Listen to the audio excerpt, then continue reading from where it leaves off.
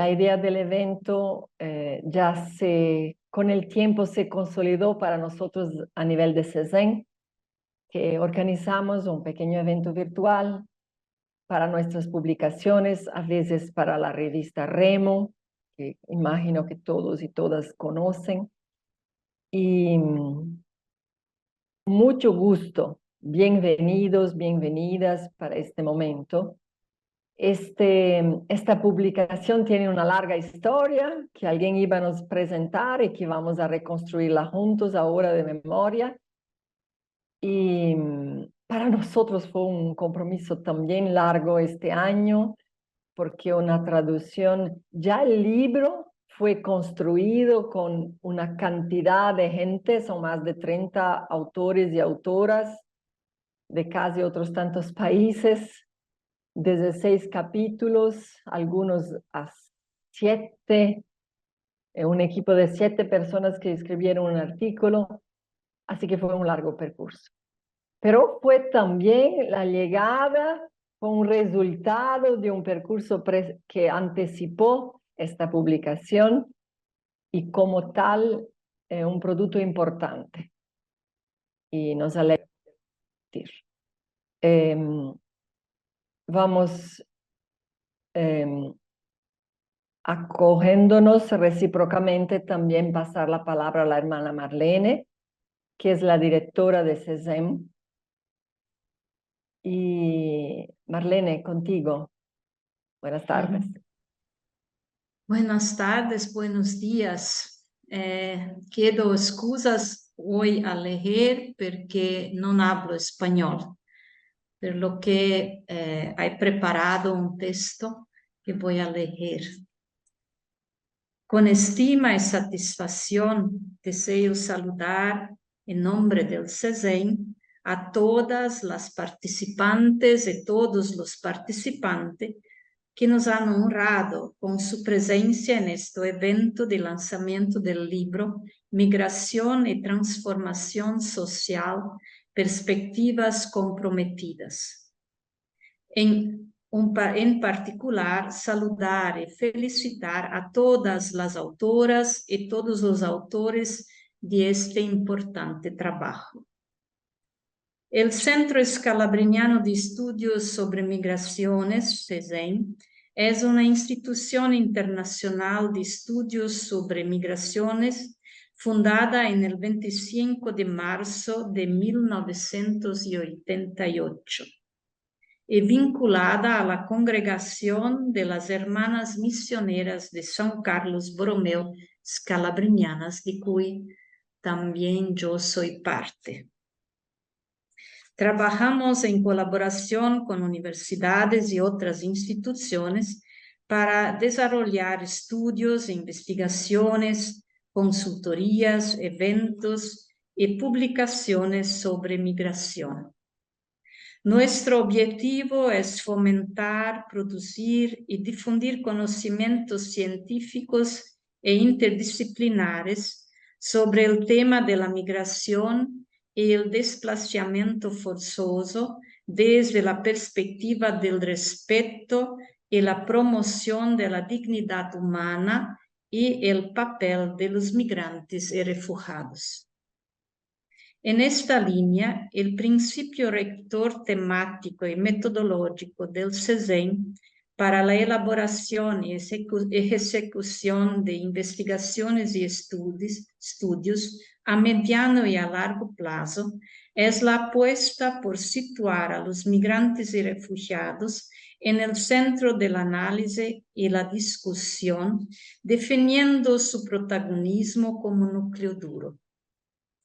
Esta opción contribuye a una mayor especificidad y favorece el rigor y la calidad de los procesos y resultados propuestos, dado el amplio espectro de posibilidades que abarcan los estudios sobre migraciones. El núcleo duro del programa de investigación del CESEM está anclado en la promoción y defensa de la vida y de la dignidad humana de las personas en situación de movilidad. Su capacidad de resiliencia, resistencia e influencia en sus propios procesos, y en los hechos y significados de los procesos históricos de los demás actores implicados a nivel micro o macroestructural. También abarca el protagonismo de los individuos, su capacidad y potencial para actuar, influir y transformar hechos y significados, interpretar retos y tomar decisiones para sí mismos y sus seres queridos, y participar en los procesos de las sociedades de las que forman partes. Finalmente, es importante decir que el núcleo duro definido como el protagonismo de migrantes y refugiados es conceptual y estratégicamente la opción institucional que irrigue al CESEM, que es el carisma de la congregación de las hermanas misioneras escalabrinianas, cuyo foco de acción e interés son los migrantes y refugiados, especialmente aquellos en situación de vulnerabilidad. El libro Migración y Transformación Social, Perspectivas Comprometidas, es el primer producto de una red emergente de investigación y práctica, la Red de Migración y Transformación Social. Busca convertir la investigación sobre migración y refugiados en una alianza activa con la sociedad para abordar las apremiantes necesidades sociales de los migrantes que sufren una variedad de procesos de exclusión, en particular los pasados en diferencias raciales, de género y de clase. Para concluir, me gustaría destacar que desde un punto de vista temático existe una relación intrínseca entre lo que propone el CESEM y la Red de Migración y Transformación Social. Frente al discurso público que presenta el fenómeno migratorio como un fenómeno peligroso, indeseable, que hay que evitar casi a todo costo, creemos y asumimos nuestro programa de estudio e investigación, el protagonismo del migrante y del refugiado en su autogestión y resiliencia, que vemos como una cuestión central en un complejo proceso de movimiento de personas en la era de la globalización. Y para el CESEM, este compromiso es reflejo del carisma de la congregación escalabriniana, que consiste en promover una visión positiva del fenómeno migratorio, dando prioridad a las personas más vulnerables que se desplazan, con especial atención a las mujeres y a los niños. Muchas gracias. Gracias a ti, hermana Marlene. Gracias por recordarnos algo que es tan importante para nosotros, al CESEM en particular, ¿no? El núcleo duro de nuestro programa de investigaciones y estudios, y que de alguna manera es transversal en todo lo que hacemos, y que lo hemos aprendido del carisma y de la misión con migrantes y refugiados. Leyendo la introducción, hemos notado la fuerza de intentar producir conocimiento sobre migraciones, construyendo o manteniendo o adoptando una actitud al abordaje tradicional, declarado como europeo a la temática de las migraciones, y que el libro quería proponerse como una muestra de que es posible, sí, otros abordajes, ¿verdad? Tú y la sí, Paula, ¿alguien quiere comentar sobre esto? Sim.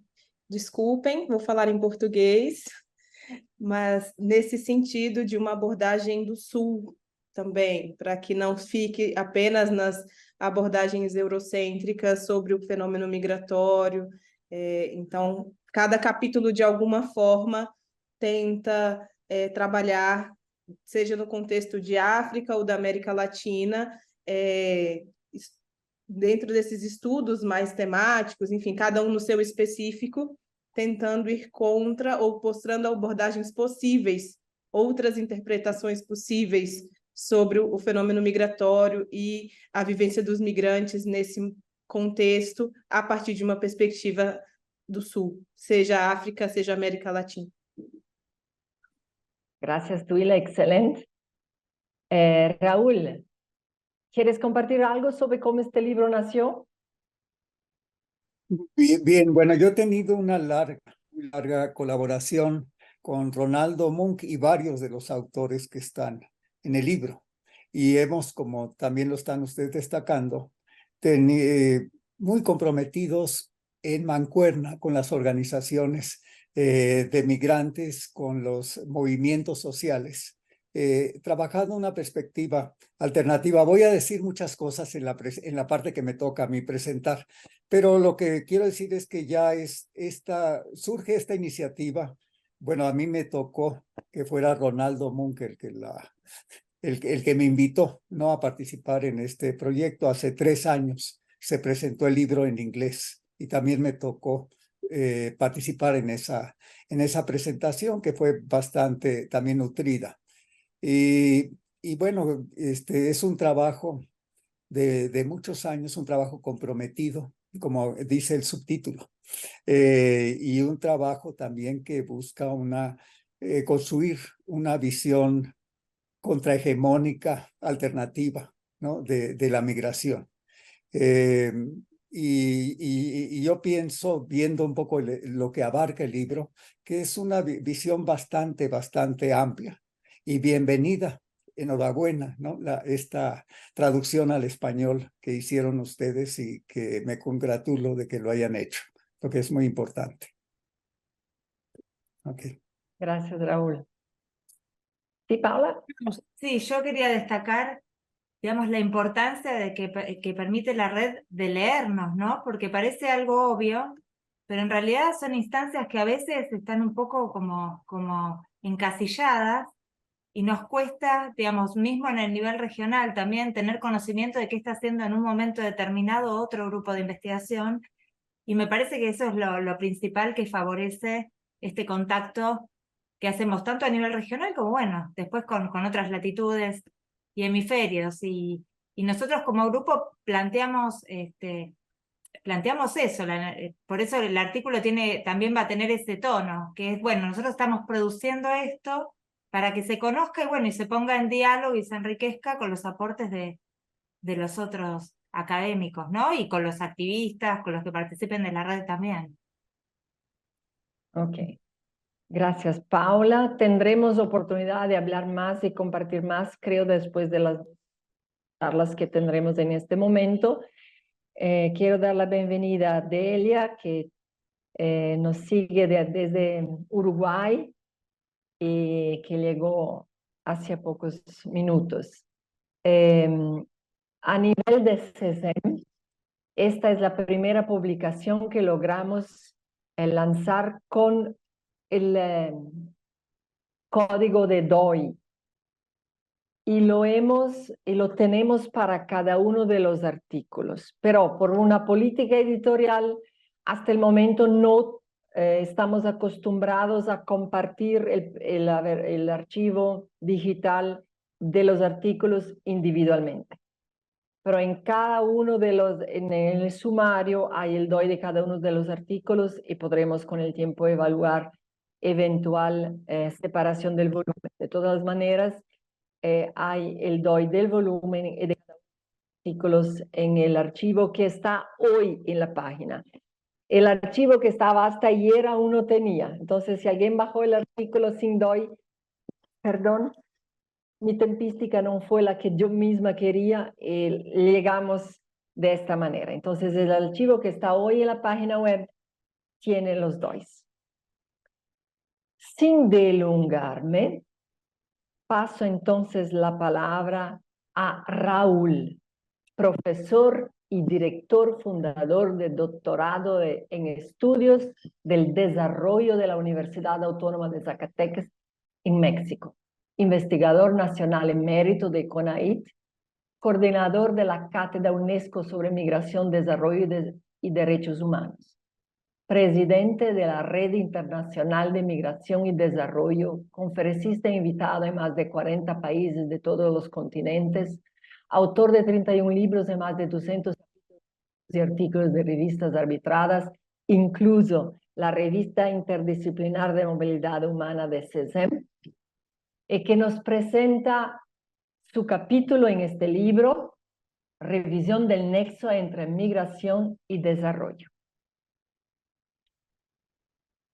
Te escuchamos, Raúl. Gracias por estar con nosotras. Oh, muchas gracias por la presentación y por la invitación. Bien, el capítulo en el que participé y que comentaré brevemente en esta presentación del libro ofrece una reflexión acerca de la cuestión de la migración y el desarrollo desde el prisma, desde la mirada del pensamiento crítico latinoamericano, en el que yo me formé y donde he desarrollado una larga trayectoria académica, incluso ya de casi 5 décadas. En el capítulo se aportan elementos que contribuyen no solo a una comprensión crítica de la relación dialéctica entre migración y desarrollo, sino también se aportan elementos para un replanteamiento de la cuestión del desarrollo de cara al siglo XXI.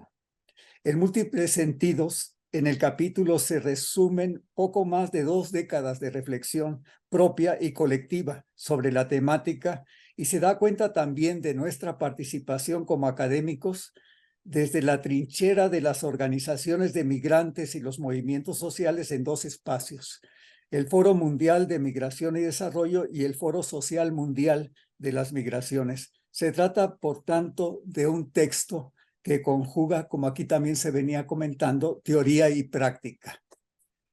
Comienzo señalando que en un libro editado por un entrañable colega que ya no está desafortunadamente con nosotros, Steven Casas, en 2007, titulado Migration and Development, Perspectives from the South, advertíamos que en el curso de las últimas 2 décadas, el debate sobre la gobernanza global de las migraciones, que hasta entonces había permanecido prácticamente ausente en el escenario geopolítico internacional, fue replanteado en 2006 por la Organización de Naciones Unidas mediante un viraje analítico que implicó relacionar la migración con el desarrollo.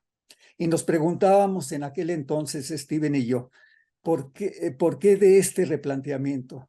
Coincidimos en que vincular la migración con el desarrollo era una estrategia para controlar los flujos migratorios y maximizar sus beneficios a favor de los países receptores a través de la llamada gestión de las migraciones.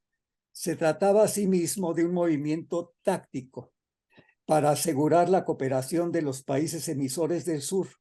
De este modo, a la migración se le atribuye una connotación positiva. Por un lado, los migrantes son revalorados y redefinidos como héroes del desarrollo para los países de origen, y por el otro, las remesas de los migrantes se convierten en un foco central del análisis, al concebírseles como una suerte de subsidio norte-sur, que es la postura enarbolada por el Banco Mundial. El capítulo se organiza en 4 grandes apartados. En el primero se discierne acerca del campo de batalla teórico y político que se ha venido construyendo en el marco del Foro Mundial de Migración y Desarrollo y en el debate académico en general sobre la vinculación entre migración y desarrollo. Allí se identifica lo que concebimos como la perspectiva dominante, hegemónica o mainstream, sustentada en la ideología neoliberal y la perspectiva neoclásica y monetarista. Desde esta perspectiva, la migración es concebida como una variable independiente y el vínculo entre migración y desarrollo como una relación unidireccional en dirección norte-sur, donde las remesas fungen o son percibidas como una formidable palanca de desarrollo Esta perspectiva ortodoxa concibe al mercado mundial como la culminación de la modernidad capitalista y el punto final de un proceso inevitable, el fin de la historia. Las preocupaciones sociales relacionadas con el desarrollo son ignoradas al asumir que el libre mercado opera como una fuente inagotable de crecimiento económico y bienestar a escala global. Algunos de los elementos centrales de esta perspectiva son: en primer lugar, su pilar descansa en la doctrina de seguridad nacional. Entraña, aunque no se señala abiertamente, la criminalización de la migración, al reducirse los canales legales de ingreso, que están muy por debajo de las necesidades laborales de los países de destino. Entonces, en muchos sentidos, la migración irregular se erige como una política de Estado. Aquí se abordan también políticas públicas, se promueven políticas públicas moldeadas por las corporaciones. Ahí lo discutíamos siempre, era corporate driven public policies, y la santificación sobre todo de los programas de trabajadores temporales. Y todo esto se sustenta en el mito o en el mantra de las remesas, que se les ven como un subsidio norte-sur y una palanca para el desarrollo de nuestros países. En el fondo, esta postura promovida por el Banco Mundial alimenta la mitología prevaleciente que retrata a los migrantes como enemigos públicos.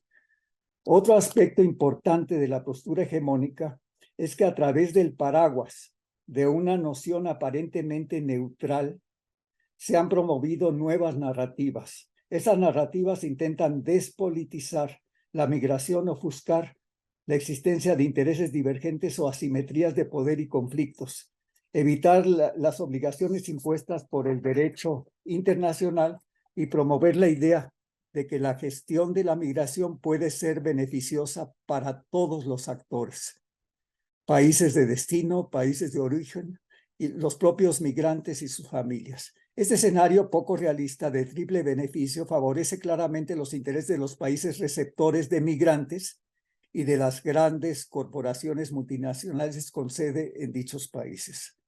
En contraste con la visión dominante, hegemónica, hemos venido construyendo una perspectiva contrahegemónica, que en sintonía con el pensamiento crítico latinoamericano caracterizamos como perspectiva del sur.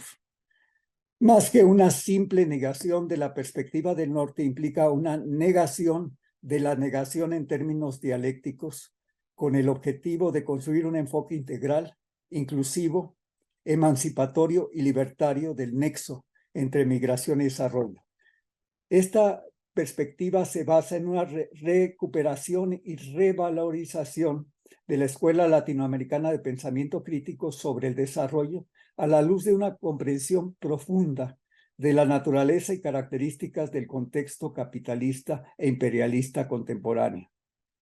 En ese sentido, el vínculo entre migración y desarrollo se caracteriza por ser dialéctico en vez de unidireccional y se aborda desde un marco analítico multidimensional que comprende factores económicos, políticos, sociales, ambientales, culturales, raciales, étnicos, de género, geográficos y demográficos. Nuestro énfasis se centra sobre todo en las causas profundas de la migración contemporánea y sus consecuencias para los países de origen, tránsito y destino. Nos ha interesado sobre todo abrir el panorama analítico de la relación entre migración y desarrollo, poniendo el acento en los derechos humanos y en las características y consecuencias de la reestructuración neoliberal en el horizonte norte-sur o centro-periferia. En contraste con la perspectiva hegemónica, su pilar es la seguridad humana en vez de la seguridad nacional. Y aquí no es tampoco el problema, no es o sea, no hay que identificar seguridad nacional con soberanía nacional, que es un punto también importante en la perspectiva del sur, y donde situamos a los derechos humanos en el centro.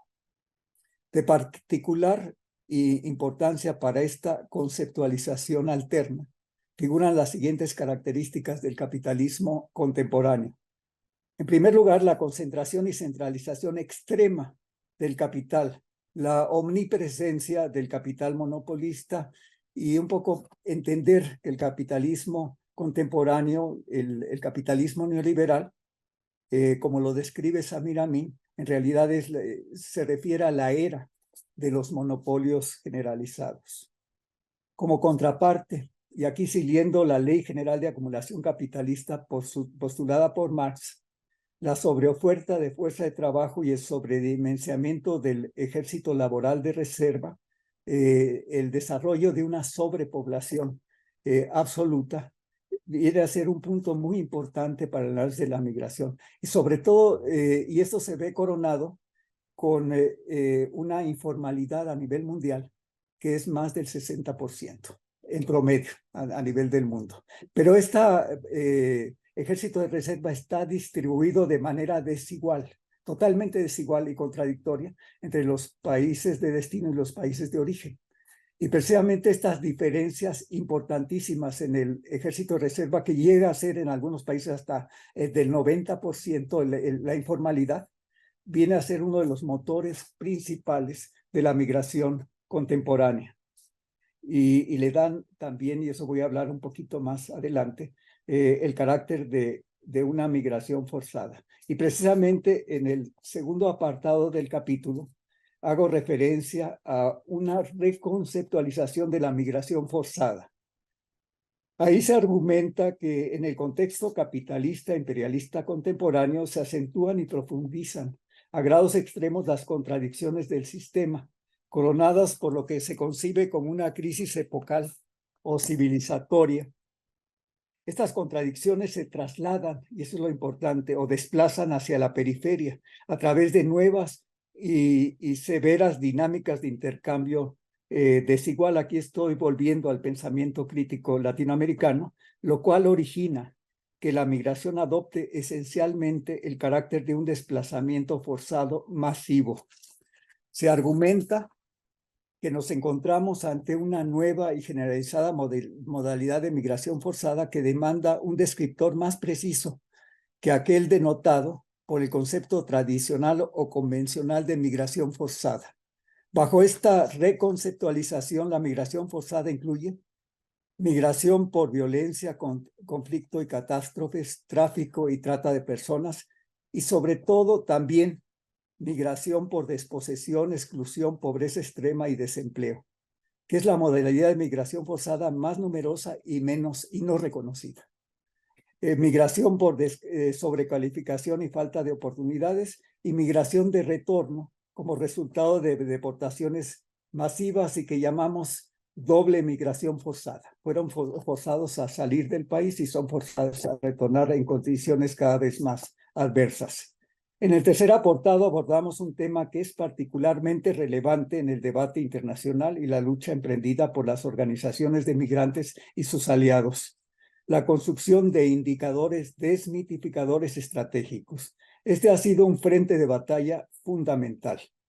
Más allá de la importancia estratégica de la migración y del desarrollo en la agenda política contemporánea, las percepciones públicas de la movilidad humana se encuentran plagadas de mitos que distorsionan la realidad con una visión unilateral, descontextualizada, reduccionista y sesgada. Las agendas políticas y de investigación dominantes tienden a reproducir, no desinteresadamente, gran parte de la mitología prevaleciente. Ignoran el contexto en el que se despliega la migración contemporánea, así como sus causas fundamentales. Se asume que la movilidad humana es un acto libre y voluntario, ajeno a cualquier tipo de condicionamiento estructural y de agentes nacionales o supranacionales. A menudo las múltiples contribuciones más bien económicas, demográficas, sociales y culturales hechas por los migrantes a las sociedades y naciones de destino son ignoradas, ocultadas e incluso distorsionadas, independientemente del estatus legal y de la categorización, migrantes económicos, refugiados, etcétera, hasta el punto de que se les concibe como una carga socioeconómica para los países de destino, y en tiempos de crisis o en tiempos electorales se les convierte en chivos expiatorios. Por ejemplo, en el crecimiento de la población económicamente activa en Estados Unidos de 2000 a 2015, los inmigrantes contribuyeron a dicho crecimiento, cubriendo el 45.2% del incremento de la demanda laboral en Estados Unidos. Es decir, contribuyeron a subsanar el creciente déficit de fuerza de trabajo nativa que tiene ese país. La economía estadounidense depende de manera fundamental de la contribución de los migrantes y esto no es reconocido en términos de la política migratoria que da lugar a una creciente masa de población indocumentada. Y aquí es donde sostenemos que la población irregular en realidad es una política de Estado. Para estas estimaciones y otras que aparecen en este apartado, nos apoyamos en la Current Population Survey y trabajamos con equipos de demógrafos, especialistas en cuentas nacionales y estadísticos. Tratamos de hacer realmente cálculos muy precisos, pero que tienen un papel muy importante en los debates y en las discusiones. Calculamos también, por ejemplo, la contribución de los migrantes al crecimiento del Producto Interno Bruto en Estados Unidos. En el mismo periodo, esta contribución ascendió a 40.8% del crecimiento de la primera potencia capitalista del mundo. La dependencia de la economía estadounidense respecto de los migrantes se revela en todos los ámbitos del espectro laboral, desde la agricultura y los servicios hasta la innovación, donde también hemos hecho ya muchas investigaciones y simplemente digo, el 54% de las patentes en Estados Unidos se deben a la contribución de los migrantes en Estados Unidos. Y pasando también por actividades y la presencia también en el sector industrial y en toda la economía de Estados Unidos. También y simplemente voy a mencionar otro de los indicadores desmitificadores que fue muy importante en los debates que tuvimos en el Foro Mundial de Migración y Desarrollo, y es tratar de comparar o de desmitificar ese mito de las remesas como un subsidio norte-sur. Entonces aquí lo que hicimos es hacer un cálculo en el caso de México y Estados Unidos para el periodo que va desde que se instaura el Tratado de Libre Comercio con Estados Unidos, que es 1994, hasta la fecha. Entonces ahí tratamos de estimar cuál fue el costo de la migración a Estados Unidos para México. Y eso es algo que nunca se ve, pero que es muy importante. Entonces ahí lo que tratamos de ver es, los migrantes no nacen o no crecen por generación espontánea y tuvieron que ser educados al nivel en que llegaron a Estados Unidos. Entonces hicimos estimaciones muy conservadoras de esto, en donde lo que hacíamos la estimación de cuánto le costó a México en el nivel educativo y la edad que tenían cuando llegaron por primera vez a Estados Unidos. Con cálculos muy cuidadosos y conservadores, porque consideramos la canasta básica y el costo de la educación pública. Entonces, y lo comparamos esto acumulado a precios constantes con el acumulado de remesas. Y lo que resultó es que lo que le ha costado a México es el doble del acumulado que recibimos de remesas. Entonces, lo que demuestra es que la migración en realidad no es un subsidio norte-sur, sino exactamente lo contrario. Es un subsidio sur-norte. Y también calculamos cuánto le costaría a Estados Unidos si esos trabajadores de inmigrantes hubieran nacido y se hubieran educado en ese país, y era 6 veces más lo que les hubiera costado a Estados Unidos. Entonces, bueno, o sea, lo que quiero decir es que hemos estado tratando, y de alguna manera aparece en el capítulo, contribuir a desmitificar todo lo que se viene construyendo, sobre todo en la perspectiva dominante hegemónica acerca de las remesas. Y bueno, y ya para terminar, en el último apartado, se presenta un análisis de la gobernanza global de las migraciones a partir de nuestra participación en el Foro Mundial de Migración y Desarrollo y el Foro Social Mundial de las Migraciones. No me voy a detener realmente mucho en este punto porque ya estoy seguro de que ya estoy rebasado en el tiempo, pero solo quiero destacar que desde el frente de la sociedad civil, en el Foro Mundial de Migración y Desarrollo se ha venido construyendo y volando una perspectiva contrahegemónica o del sur, la cual ha permeado las discusiones tanto en el Foro Mundial de Migración y Desarrollo como en los nuevos espacios institucionales de discusión que han surgido ante el evidente fracaso de este foro para construir e implementar acuerdos, como es ahora el pacto que parece que está siguiendo la misma trayectoria, el Pacto Global para una Migración Segura, Ordenada y Regular, que surgió en 2018. La participación de la sociedad civil dio lugar a instituir un foro paralelo, Acción Global de los Pueblos, en donde también estuvimos participando previo al Foro Mundial de Migración y Desarrollo, y la creación también de una organización que me parece muy importante, que es la Coalición Global de las Migraciones. Y quiero terminar mi intervención señalando que también se hace referencia en este apartado a un foro alterno surgido desde abajo, el Foro Social Mundial de las Migraciones. Nos tocó a nosotros organizar en 2018 el Foro Social Mundial en México. Y una de las conclusiones más importantes del Foro Social Mundial que celebramos en la Ciudad de México fue impulsar, y esto simplemente lo pongo como un ejemplo, la creación de una red global de ciudades y espacios santuarios solidarios e incluyentes. Bueno, muchas gracias. Gracias, profesor Raúl Delgado Weiss. Gracias por estar con nosotros y con nosotras. Bueno, seguimos con nuestra agenda. Escuchamos a un otro colectivo muy bien representado por Paula Monquevicius. Creo que ella misma va a presentarnos todo este grupo de Argentina y amigos. Ella misma es argentina, licenciada en Ciencias Antropológicas por la Universidad de Buenos Aires y doctora en Ciencias Naturales con orientación en Antropología. Actualmente se desempeña como investigadora en el Consejo Nacional de Ciencia y Técnica, el CONICET, y como docente investigadora de la Facultad de Ciencias Naturales y Museo. Trabaja sobre la producción de memorias subalternizadas, las emociones y las marcaciones de las afrodescendencias en Argentina. Sobre estas temáticas ha publicado numerosos artículos en revistas y libros de alcance nacional e internacional. Ella nos presenta el capítulo de nuestro libro, ya también, Itinerarios de investigación, aportes al conocimiento de las migraciones africanas y afrodescendientes en Argentina. Bienvenida, Paula, y Sí. gracias. Sí, no, gracias a ustedes. Gracias por la insistencia también y por el trabajo en este libro, en la traducción, encontrar a todos los miembros del equipo con las dificultades de las que hablamos recién, con los problemas de salud, así que agradecemos desde acá. Y bueno, soy la representante de este equipo bastante numeroso, interdisciplinario, que viene de la Universidad de La Plata, en Argentina, y que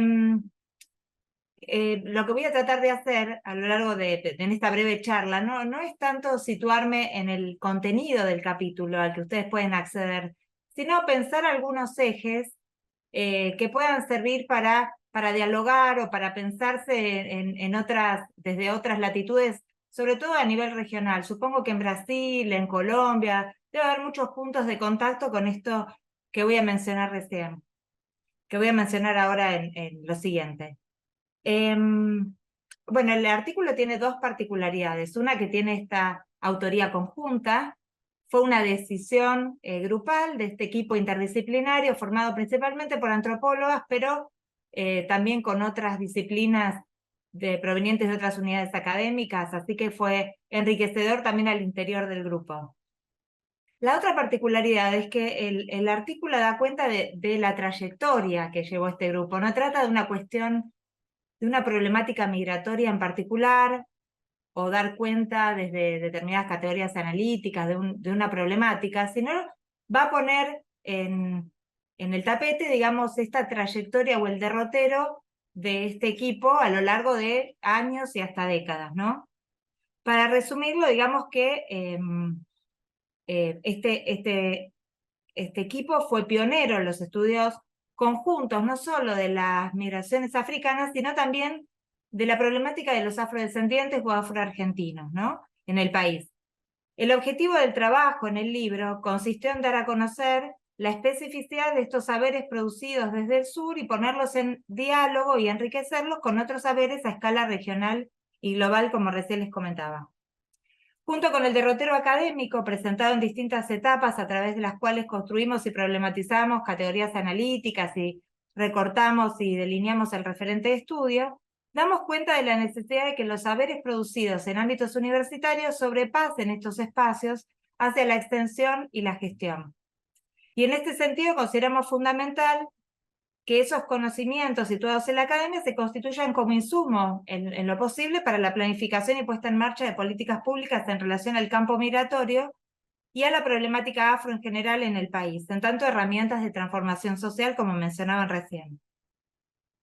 Para dar un contexto de estos estudios, el grupo se especializa en migraciones provenientes de África, ¿no?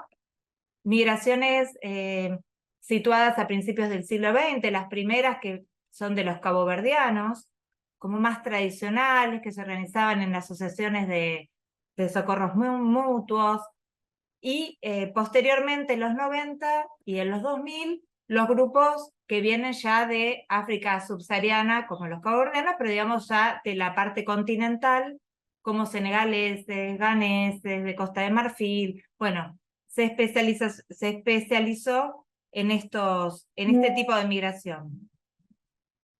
Pero lo que hay que tener en cuenta es que no podemos estudiarlo, por lo menos en Argentina, la migración africana, de origen africano, fuera de la problematización de la construcción étnica racial del país, ¿no? Donde es muy particular cómo se clasifica al otro y sobre todo cómo se clasifica al otro negro, ¿no? Y debe estar contextualizado también o visto cómo se ven en este sistema de clasificación y de racializaciones, ¿no? Dentro de lo que es esta concebida homogeneidad blanca argentina. Digamos que en Argentina hay una concepción de que el componente poblacional es blanco, es homogéneo, creado a partir de la fusión de un crisol sobre todo de inmigraciones europeas de principios del siglo XX y fines del siglo XIX, y que a partir de ahí se difuminaron y desaparecieron cualquier tipo de rasgos étnicos, ¿no? Como este terror a lo étnico del que habla Segato, ¿no? Y eso blanqueó y homogenizó. Entonces hay que tener en cuenta ese contexto para ver dónde se sitúan estos nuevos inmigrantes africanos o esos viejos también caboverdianos en esta concepción de lo negro en Argentina o esta particular concepción o construcción de las alteridades, ¿no?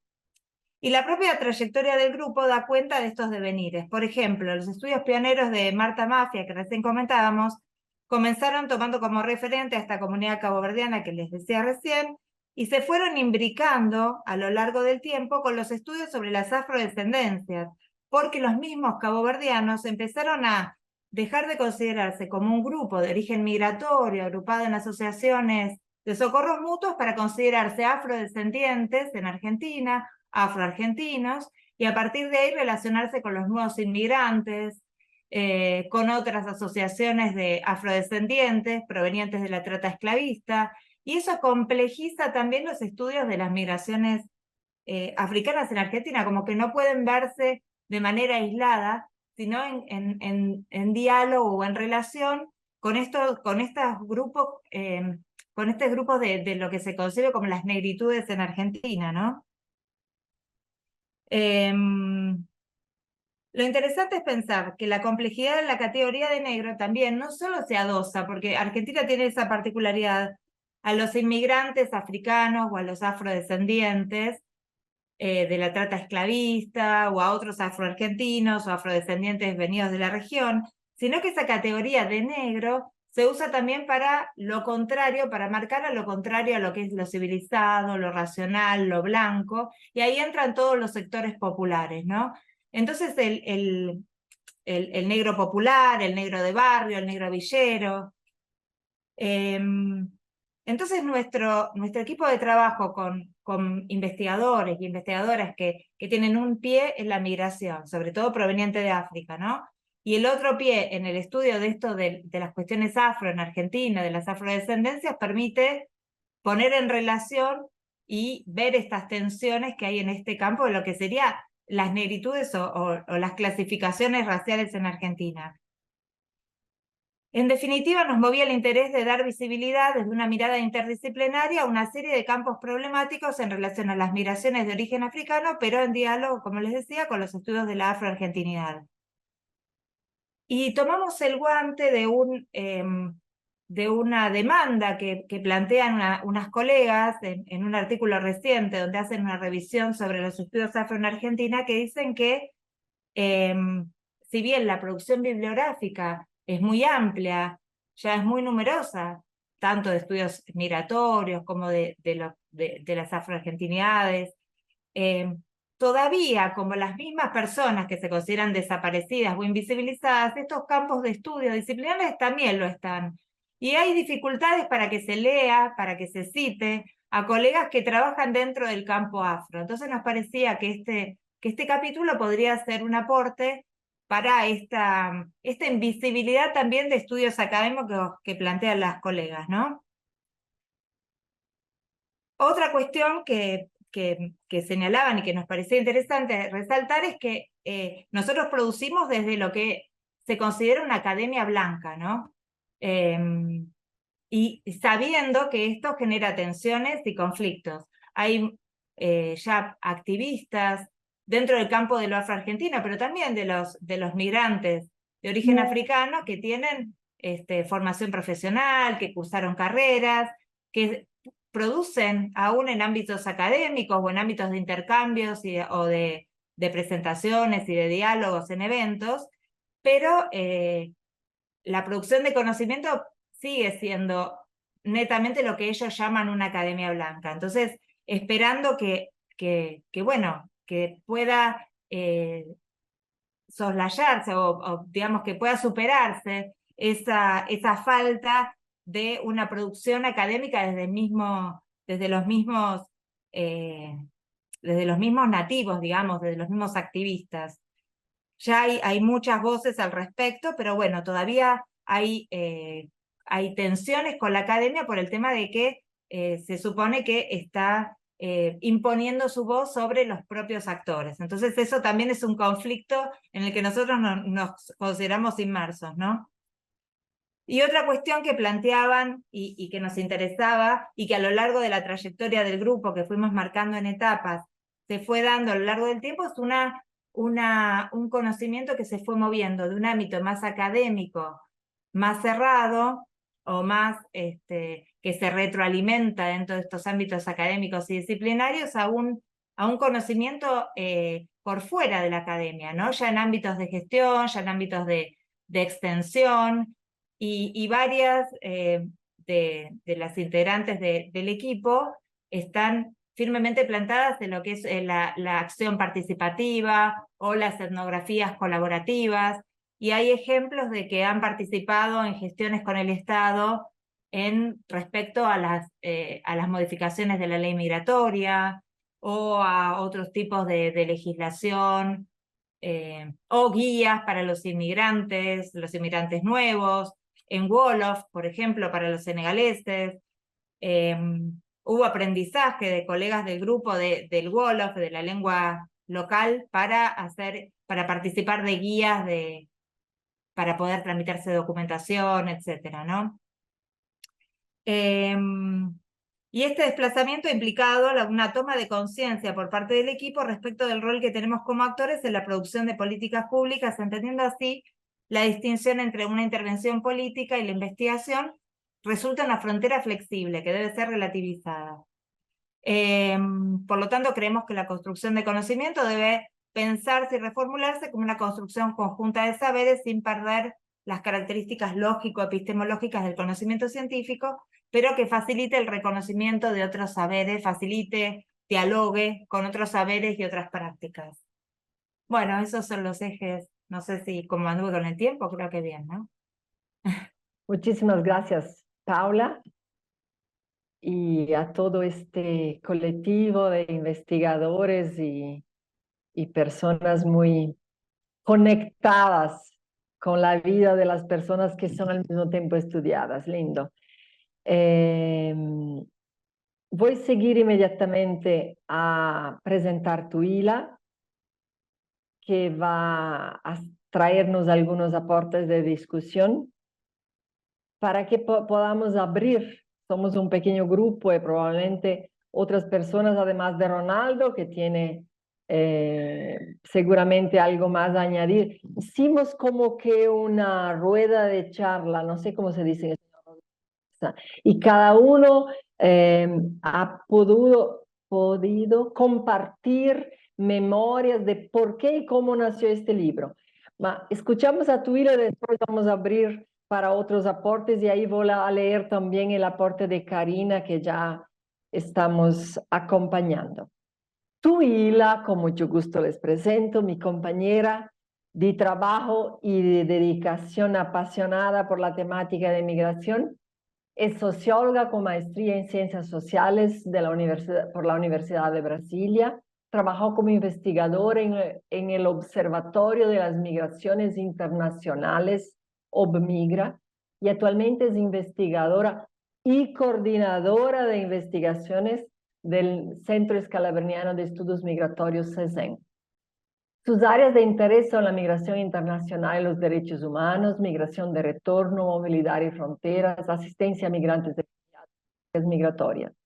Su publicación más reciente es el libro que construyó junto con Delia Dutra, que está aquí con nosotros, e Igor, que fue el profesor final de este libro, nos ayudó inmensamente sobre la calidad de este texto en español. Que es un último producto de una larga investigación sobre fronteras que incluyó países de África y México, movilidad en la frontera, Tijuana como espacio de reconstrução da vida. Tuila, te escuchamos. Bom, então boa tarde a todos. Agradeço muito pela oportunidade de compartilhar alguns pensamentos sobre a leitura desses 2 capítulos, né, e também da obra como um todo. A minha proposta, né, de diálogo hoje, ela toma como ponto de partida justamente o núcleo duro de estudos do CESEM, né, que é o nosso referencial para as nossas pesquisas e que foca justamente também, que é um dos princípios, né, da nossa rede Misotran, que é o protagonismo dos migrantes. Então, são alguns aportes, tentativas de diálogos, né, com os autores, partindo deste local que é institucional, mas também epistemológico, que é o núcleo duro do CESEM. Então, apenas a nível de contextualização, vou falar muito brevemente, mas o CESEM ele adota, né, o protagonismo dos migrantes como um eixo para as nossas ações, estudos e pesquisa. É uma abordagem que contempla diversos conceitos, mas que todos convergem nesse olhar para a pessoa do migrante, sua capacidade de agência, sua capacidade de atuar nos contextos em que passa, nas sociedades em que se insere. Então, nesse sentido, a gente tenta dar foco não só para as circunstâncias que limitam a sua capacidade, elementos estruturais, mas principalmente como os migrantes podem encontrar margem de ação e de adaptação, criatividade, resiliência dentro desses contextos. Então, acredito que esse é um dos pontos, né, de convergência dos capítulos que conformam o livro e que os 2 autores trazem também isso de alguma forma, um no nível mais amplo, mais macro, como seria o texto do Raul, e o outro com esse olhar da prática, né, da própria prática da pesquisa, a experiência que foram construindo ao longo do tempo e olhando sempre para isso. Desculpa novamente. Um outro ponto de convergência também desses textos é justamente ir contra as visões hegemônicas que criminalizam os migrantes e a migração, que colocam, de fato, esse peso sobre os migrantes como bodes expiatórios, culpas de todos os problemas econômicos e sanitários, como a gente viu recentemente no contexto da pandemia também. Então, nesse sentido, tais visões hegemônicas, além de criminalizar o próprio movimento migratório e as pessoas migrantes, acabam esvaziando das pessoas migrantes a sua capacidade de adaptação, de recriar o cotidiano, de reconstruir suas próprias vidas em outros contextos. Então, esvazia dos migrantes essa característica tão importante deles como sujeitos, né, sociais e de direitos. São sempre colocados como um problema a ser resolvido, e esse também é um ponto que perpassa todos esses capítulos. Um outro ponto em comum dos capítulos, apesar, né, do caráter muito específico de cada um deles, é apontar alguns caminhos para que essas análises não sejam apenas contra-hegemônicas, mas que também tragam a complexidade para que isso aconteça. Né? O Raul coloca muito de como soluções simplistas ou unilaterais acabam atrapalhando uma análise mais global. Então, esses caminhos que ambos os capítulos apontam, eles focam tanto numa compreensão dos fluxos migratórios, não só na lógica sul-norte, mas também norte-sul, sul-sul, olhando para as diversas modalidades desse movimento e também para adoções de perspectivas interdisciplinares, dialéticas, para que consiga, assim, de fato, analisar com a complexidade que o fenômeno exige. Bom, talvez dialogando nesse momento mais com o texto do Raul, em que ele faz, né, essa revisão entre a relação da migração com o desenvolvimento, e aqui ele chama a atenção para duas ideias principais, que eu vou sublinhar aqui 2 pontos apenas, o texto vai muito além disso, que é esses mitos, né, de que os migrantes seriam agentes de desenvolvimento para os países de origem e que a migração e o envio de remessas permitiriam acesso a recursos capazes de tirar pessoas de situação de pobreza. Isso acaba sendo uma promessa neoliberal que nem sempre se cumpre.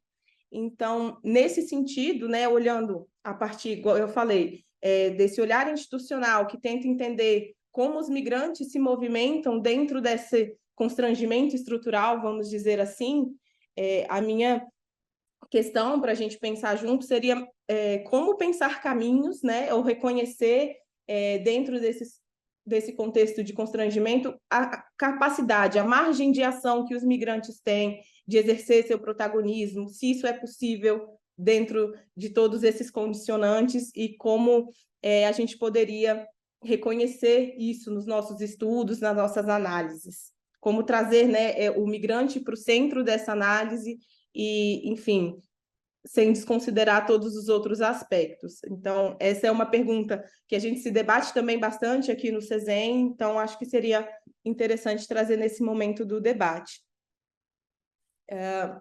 Passando agora para um olhar mais específico para o capítulo do grupo de investigações e migrações africanas e afrodescendentes em La Argentina. Como eu falei anteriormente, eles trazem um olhar mais prático dessa experiência, de como esse conhecimento foi sendo construído ao longo da trajetória de pesquisa do grupo, e trazendo elementos, vou chamar aqui de mais micro, né, microsociológicos, antropológicos, no sentido que explora os significados, as interpretações, aquilo que os próprios sujeitos migrantes atribuem em suas dinâmicas sociais. E ali sempre num diálogo, né, com o pesquisador e o grupo pesquisado. Então, como a própria Paula ressaltou, o discurso hegemônico que ele se propõe a desconstruir é essa Argentina etnicamente homogênea e racialmente branca, e trazendo outras formas de ser o outro dentro do contexto daquele país. Então, durante essa trajetória da pesquisa, eles vão trazendo como os próprios imigrantes vão traçando e elaborando estratégias de reconhecimento, de visibilidade dessas outras formas de ser naquele país, colocando relevo temas como associativismo, a vinculação, né, entre diferentes espaços de vida, seja no país de origem, no local de destino, essa formação, inclusive, de comunidades diaspóricas. Então, exercendo ali algum protagonismo, alguma forma de agência, se a gente pode dizer dessa forma. Então, a minha questão, ou eu gostaria, né, talvez, de ouvir mais, é justamente sobre essa experiência de pesquisa, né, da prática, como foram se consolidando, os desafios que foram enfrentando também, porque eu imagino que não tenha sido linear, né? Ali no livro a gente coloca como fases, mas como isso foi se construindo, né, com eles e os desafios que foram sendo enfrentados. E também uma pergunta mais pontual, que seria como é feito esse processo de diálogo dentro da própria análise dos dados que são coletados, como os migrantes participam, porque eu achei muito interessante essa forma de envolvimento dos pesquisadores com a comunidade, como existe essa troca, né, nesse processo de construção do conhecimento, em que eles não são apenas objetos de estudo, mas são interlocutores. Então, como na prática isso pode ser feito, né, inclusive em termos de devolutiva para as comunidades que são escutadas, enfim, estudadas em conjunto, né, nessa relação. Acho que foram esses os pontos que eu tentei identificar de convergência ali, apesar das diferentes perfis de cada capítulo, mas como eu falei, acho que ambos convergem nesse sentido de trazer uma outra visão, uma outra perspectiva de entendimento sobre as migrações, cada um no seu contexto. Eu agradeço mais uma vez pela oportunidade. Gracias, Tuila. Escuchando lo que Tuila dice, podemos seguir algunas horas, ¿verdad? Los temas que planteó al final. Estamos haciendo un curso acelerado de migraciones, adelante, tomen su tiempo. A ver, tenemos algo como 16 minutos para comentarios finales. Voy a empezar de mi parte para... ¿dónde está? Voy a leer lo que Karina puesto ahí y pronto paso la palabra a Ronald, si quiere agregar algo. Y finalmente quieren postar preguntas ahí o levantar la palabra para añadir reflexiones, preguntas, dudas, aportes. Karina Quintanilla es abogada con especialización en Derechos Humanos y Migraciones por la Universidad de Lanús y actualmente está desarrollando tesis doctoral en Sociología en la Unicamp, aquí en Brasil, orientada profesor Ricardo Antunes, que ahora sabemos que está trabajando también con Ronaldo y que ya trabajó también con Raúl, investigando las luchas migrantes en el contexto del capitalismo pandémico con foco en Brasil. En la maestría a la PUC de São Paulo, estudió migraciones forzadas transnacionales en Brasil con base en las perspectivas de Raúl Delgado Weiss. Y ahí está el enlace. Gracias, Karina, por compartir y por estar con nosotras y con nosotros. Bueno, como decía, pueden ir empezando a entrar y tomando la palabra, empezando por Ronald. Aparte de eso, me habían pedido hacer una introducción y va a ser muy breve por parte del grupo que editó este libro. Y la verdad que tuve una sorpresa muy grande hace unas semanas cuando Tuila me escribió y dijo que la versión en español estaba listo. Fue una sorpresa lindísima, ¿no? Los orígenes son... Yo la conocía, Tanja Kleibel fue estudiante mía del doctorado hace unos 10 años y luego estaba yo en Alemania y la conocí a Petra Dankova, colega de ella. Y más con Petra trabajé sobre la cuestión de ver si podíamos armar una red entre los contactos que tenían ellas en África del Sur y yo también, pero también del lado de América Latina. Y María du Carmo vino con un gran entusiasmo del lado del CESEM, que realmente fue un aporte muy importante para darle un ímpetus, ¿no? Y entró Raúl a esa altura también en el juego, ¿no? Realmente creo que como red es muy ambicioso, pero creo que Tuila correctamente identificó que lo que tienen en común, ¿qué tienen en común un capítulo de Zimbabue con uno sobre México teórico, Italia comparado con África del Sur? Lo que tienen en común, creo, es que la cuestión de la investigación. Y tú preguntabas, Tuila, la idea, las experiencias de pesquisa. Y eso realmente, yo por lo menos estoy concentrado mucho en eso. ¿Cuáles son los criterios por los cuales hacemos este trabajo? ¿Qué significa abrir las perspectivas a la gente a la cual estudiamos, digamos, ¿no? Antes hablamos de estudiar. ¿Qué significa en la práctica? ¿Cuáles son las diferencias de poder entre los investigadores y la gente migrante? No es simple, no hay, creo, no hay forma simple de resolver eso. Pero yo creo que del lado metodológico se puede avanzar, y este libro podría, creo, contribuir a eso, una discusión no solo de los dramas de la migración, pero también de una forma de estudio. Y yo creo que el CESEM está en una posición muy buena para poder ayudar, darle ímpetus a eso, ¿no? Yo acá tengo un instituto que estudia precisamente eso, y a nivel europeo es algo que se ve como muy importante. Es podemos decir que hacemos esto y aquello y dar la voz a la gente que no lo tiene, pero ¿cómo se hace en la práctica? ¿Cuáles son los dilemas? No es fácil. Y yo creo que eso es el reto que tenemos. Pero ahora tenemos una versión en castellano, así que va a ser magnífico. Se va a leer en toda América Latina. Una vez Carmen me dijo, María del Carmo me dijo que tendríamos una discusión en español, porque la gente del lado de África tendrían como lengua franca el inglés, ¿no? Y dije, bueno, pero entre el inglés y el español, el portugués que ella prefería, tenemos el español. Yo no entendí, lingüísticamente no lo entendí, pero bueno, los manejamos.